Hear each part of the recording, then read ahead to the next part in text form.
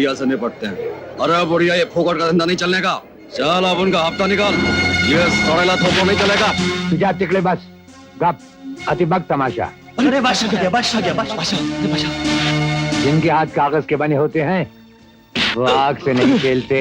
चल ये सब बिखरी हुई सब्जी इकट्ठी कर। हाँ बादशाह, उठा रहा हूँ।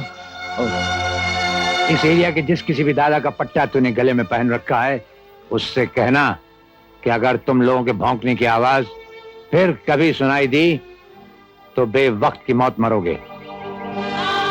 मांगी ले कुछ रुपए और आज से बेधड़क धंधा कर। सब सामान बाहर फेंक दो, जल्दी जाओ बेटा, रहम करो बेटा। बेटा मैं कहाँ जाऊँ, मैं साथ में कहाँ जाऊँ बेटा। बुढ़िया कहीं की, तेरी उम्र उस कमरे में रहने की नहीं, किसी कब्रिस्तान में जाओ।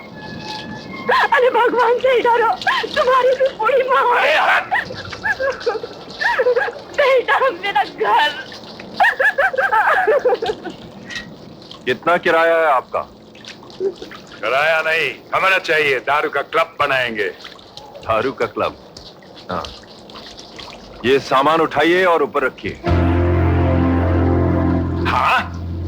लगता है आपको सुनाई कम देता है। मैंने कहा ये सामान उठाओ और ऊपर रखो। अच्छा तो रख दो। रखो। हाय, हाय, हाय।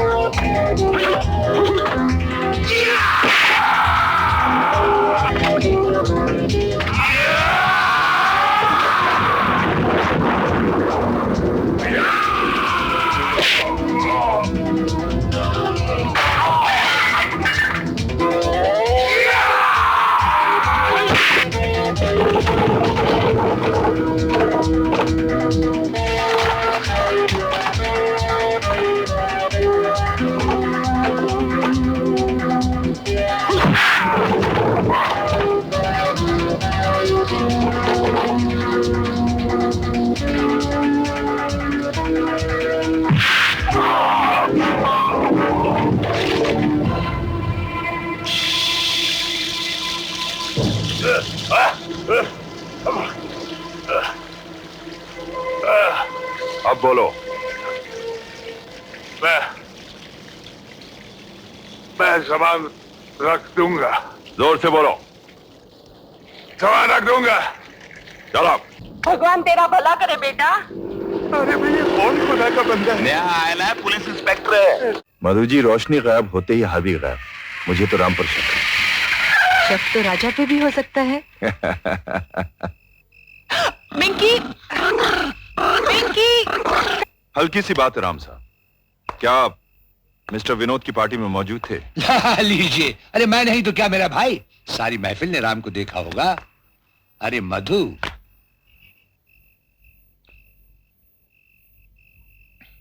मैं विजय साहब के साथ ही आई थी। रास्ते में मिंकी बगीचे में कूद गया था, उसे पकड़ रही थी। अरे वैसे भी पुलिस की और क्राइम रिपोर्टर की पुरानी दोस्ती है। दोस्त तो हम आपके भी हैं।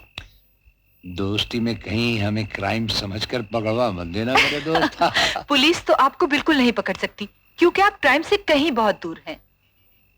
राम साहब, यहाँ माहिम के स्लम एरिया में एक राजा नाम का आदमी रहता है जो बिल्कुल आपसे मिलता जुलता है। और शायद आप उसी का पीछा करते हुए आज फिर यहाँ पहुंच गए और अब आपको राम पर शक होने लगा। नहीं नहीं, थोड़ा सा कंफ्यूजन। हाँ, मधु का भी यही ख्याल है। या तो वो मेरी शक्ल का फायदा उठा रहा है या मैं उसकी शक्ल का फायदा उठा रहा हूँ। मैंने ऐसा तो नहीं कहा था।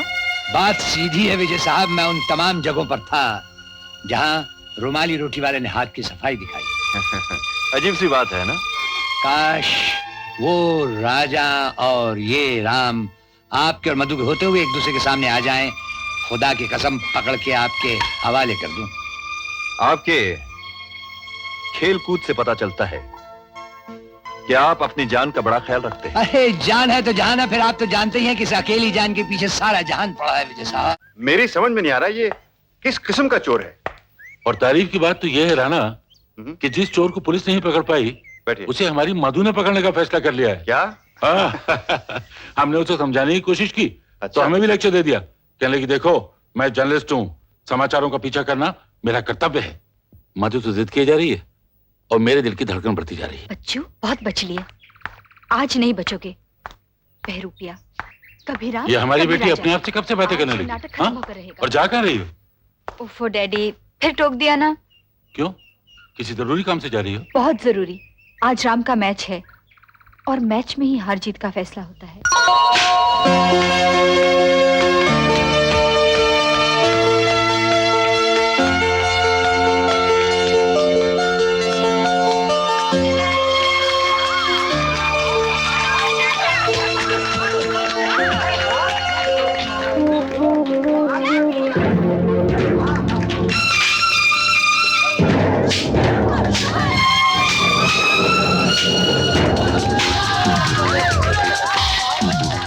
अगर ये राजा ही राम है तो आज जरूर पकड़ा जाएगा।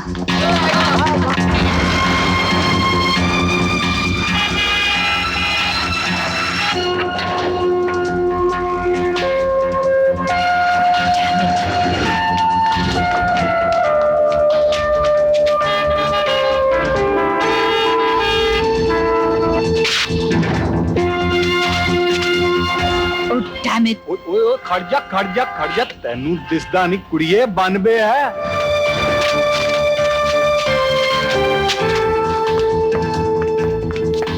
एक बार मुर्गियां छोकरियां हाथ से निकल जाए तो बड़ी मुश्किल से पकड़ में आती है। कबड्डी के खिलाड़ी पकड़। अरे बिल्लो अरे कैसे पकड़ूं? ओहो, अरे पकड़ इधर से। मेरे तो हाथ में नहीं आ रही है। पकड़, वो देख वो गई पकड़ लेकिन फिर निकल अरे गई। पकड़ जल्दी से, वो निकल गई।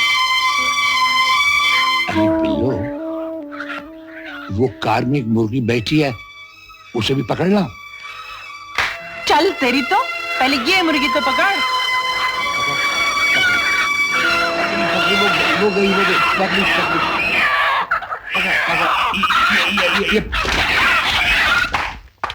डैडी, डैडी, मैं पागल हुई जा रही हूँ, कुछ समझ में नहीं आ रहा। डैडी, ओहो बाबा क्यों चिल्ला रही हो? आ तो रहा हूं। क्या बात है बेटी, क्या हुआ? डैडी, मैं पागल हुई जा रही हूँ, मुझे कुछ समझ में नहीं आ रहा। कुछ समझ में नहीं आ रहा? आखिर बात क्या है? मैं जानती हूँ डैडी कि एक ही शक्ल के दो आदमी हो सकते हैं, लेकिन ये नहीं सोचा था कि क्या कह रही हो तुम? किसकी बात कर रही हो? राम की, माहिम की बस्ती में एक और आदमी है, राजा, हूबहू राम जैसा है। डैडी, इन दोनों में से एक रोटी वाला चोर जरूर है। तुमसे मैंने कहा था मधु, ये क्राइम रिपोर्टिंग के चक्कर में मत पड़ो। आम चोर नहीं, ये बात मुझसे बेहतर कोई नहीं जानता। Good morning Madhu ji. ओ विजय साहब, आज सुबह सुबह इस तरफ? हाँ सुबह सुबह मैंने सोचा एक प्याले चाय आपके साथ पी लूं, साथ में बातचीत भी हो जाएगी। ये क्या लिख रही हैं आप? वही रोटी वाले चोर के कारनामे। सोचा ये आखिरी कड़ी लिख के मैं लंदन वापस चली जाऊं। आइए बैठिए। Thank you. कहिए, राजा और राम की कोई नई खबर? हैरत की बात तो यह है कि अगर राम ही रोटी वाला चोर है तो वो अपनी बिल्लो को आंगन वाला घर क्यों नहीं खरीद देता, या अब्दुल चाचा को हज करवाने के लिए पैसे क्यों नहीं छोड़ता? करेक्ट, यही बात मैं भी जानना चाहता था। विजय साहब, शायद पुलिस वालों की तरह चोरों के भी कोई उसूल होते हों। हो सकता है वो अपनी बिल्लो का घर चोरी के पैसों से ना बनवाना चाहता हो, और चोरी के पैसे से अब्दुल चाचा को हज भी ना कराना चाहता हूं, यही ना? बिल्कुल। लगता है इस चोर को आप अच्छी तरह समझती हैं। अच्छी तरह तो नहीं, लेकिन कोशिश जरूर कर रही हूँ।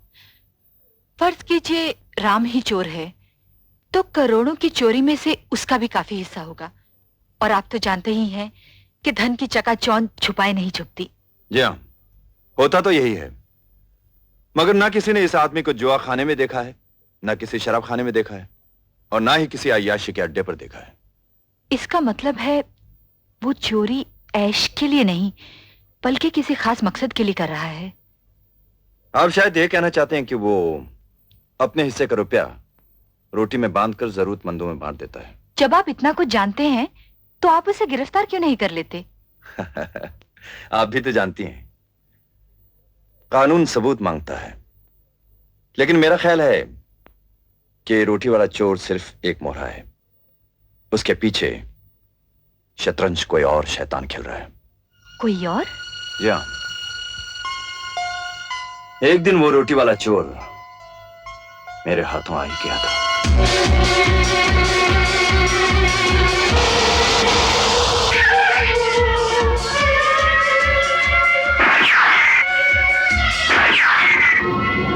लेकिन इस गोली की वजह से वो बच गया। तो बात साफ है, इसके पीछे कोई शैतान है और उस शैतान के चुंगल में ये फरिश्ता फंसा।